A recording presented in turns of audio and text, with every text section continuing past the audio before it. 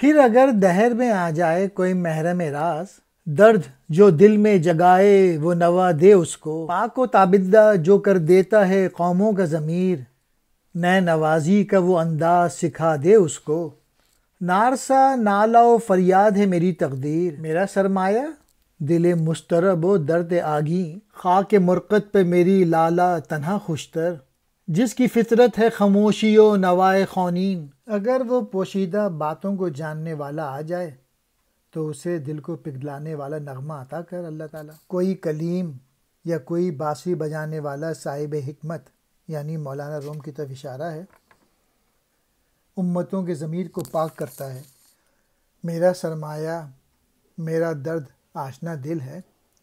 میری قسمت میں نہ پہنچنے والی آہ فریاد ہے، میری قبر کی مٹی سے لالے کا پھول، یعنی میرا عشق زیادہ اچھا ہے کہ میری طرح خاموش بھی ہے اور خون سے بھری نوا بھی پیدا کرتے ہیں۔ محرم راز، راز کا جاننے والا، نوا کہتے ہیں صدا کو، نغمے کو،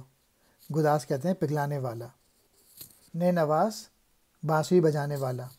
خاک مرقد قبر کی مٹی، لالہ کہتے ہیں پھول کو،